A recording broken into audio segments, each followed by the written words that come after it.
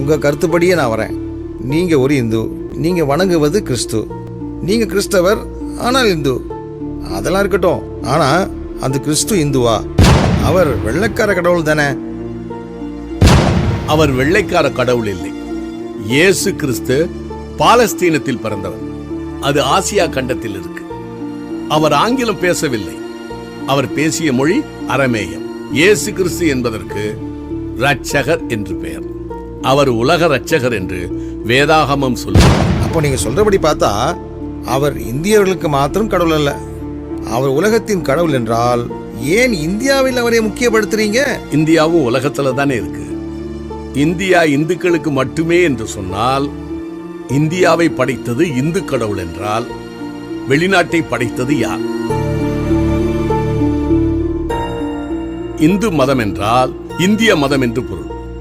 உலகில் எங்கும் அமெரிக்க மதம், இங்கிலாந்து மதம் என்று ஒன்றுமே இல்லை. இப்படி நாம் பார்க்கும்போது கடவுள் பலராக தெரியும். எல்லா கடவுளும் ஒன்றுதானே?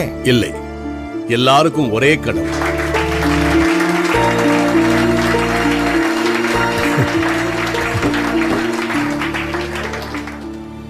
உங்க பெயர் கிறிஸ்தவ பெயரா தெரியலையே. உங்க அப்பாவுக்கு நீங்களா பேர் வச்சீங்க? ஐ அப்ஜெக்ட் திஸ் யுவர் ஆனர். இல்லையா, நான் ஒரு உதாரணத்துக்கு தான் கேட்கிறேன். Your honour. பப்ளிக் ப்ராசிக்யூட்டர், உங்க ஆன்சர்? என்னங்க நீங்க பேசுறது குதர்க்கமா இருக்க. அப்பாவுக்கு புள்ள எப்படி பேர் வைக்க முடியும்? அதே தான் நானும் கேட்கிறேன். கடவுளுக்கு மனிதர் பெயர் வைக்க முடியாது. நீங்கள் சொல்லுகிற பெயரெல்லாம் மனிதன் கடவுளுக்கு வைத்த பெயர். இயேசு என்று பெயரிடுவாயாக என்று பிதாவின் இடத்திலிருந்து கட்டளை வந்தது. இம்மானுவேல் என்று அழைக்கப்படுவார் என்றும் பிறப்பதற்கு முன்பாகவே பெயர் வைக்கப்பட்ட ஒரே கடவுள் இயேசு கிறிஸ்து. இந்து பெயர், கிறிஸ்தவ பெயர் என்று ஒன்று கிடையாது. மனிதனோ முகத்தை பார்க்கிறான், கடவுளோ இருதயத்தை பார்க்கிறார்னு பைபிள் சொல்லுது. என் பெயர் சிவஞானம். சிவம் என்றால் அன்பு. கடவுள் அன்பாய் இருக்கிறார் என்றும் கிறிஸ்துவே ஞானம் என்றும் வேதம் சொல்லுகிறது. ஐ மீன் த பைபிள். ஆகையால் என் பெயர் கிறிஸ்தவ பெயர் தான். என்னுடைய மகனின் பெயர் குமரன். பிதா, குமாரன், பரிசுத்தாவி. இப்படி பார்த்தால் அவனுடைய பெயரும் கிறிஸ்தவ பெயர் தான். கனம் பொருந்திய நீதியரசரான ஐயாவின் பெயர் வெங்கடாசலபதி. வெம் என்றால் பாவம், கடம் என்றால் கடப்பது, அசலம் என்றால் மலை.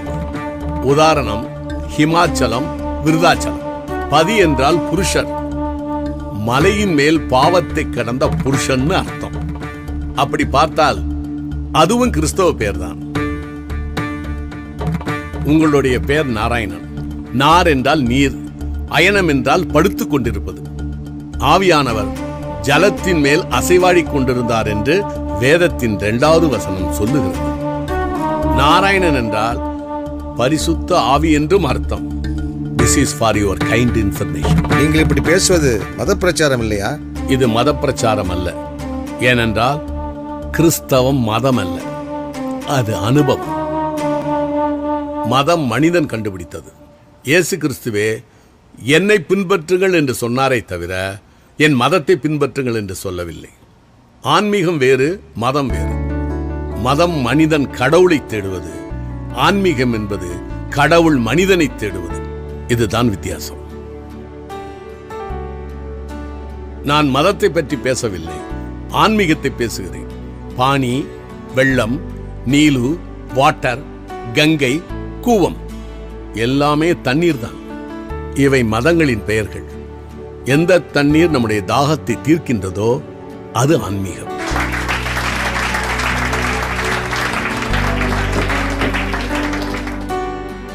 சத்தியம் ஒன்றுதான் இருக்க முடியும். அந்த சத்தியம் என்ன என்று அறிந்த பின்பு இந்த உலகத்துக்கு சொல்ல வேண்டும் என்பது கடமை. சுவிசேஷம் விதைப்பது என் மேல் விழுந்த கடமை.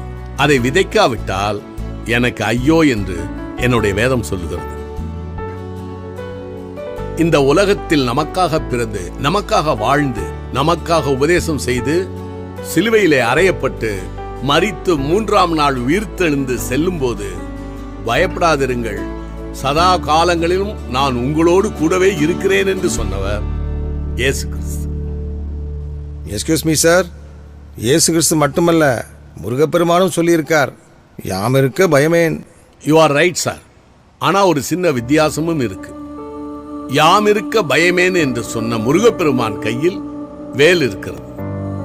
பயப்படாதிருங்கள் என்று சொன்ன இயேசு கிறிஸ்துவின் கைகளில் நமக்காக சிலுவையில் மரித்த காயம் இருக்கிறது. நீங்கள் உலகமெங்கும் போய் சுவிசேஷத்தை அறிவியுங்கள் என்று சொன்னவர் இயேசு கிறிஸ்து. அதைத்தான் ஒவ்வொரு உண்மையான கிறிஸ்தவனும் சொல்லிக் கொண்டிருக்கிறார். நானும் சொல்லுகிறேன், இதை ஏற்றுக்கொள்வதும் ஏற்றுக்கொள்ளாமல் இருப்பதும் அவரவர் விருப்பம். ஏற்றுக்கொள்வதற்கு பெயர் மதமாற்றம் அல்ல, மனமாற்றம்.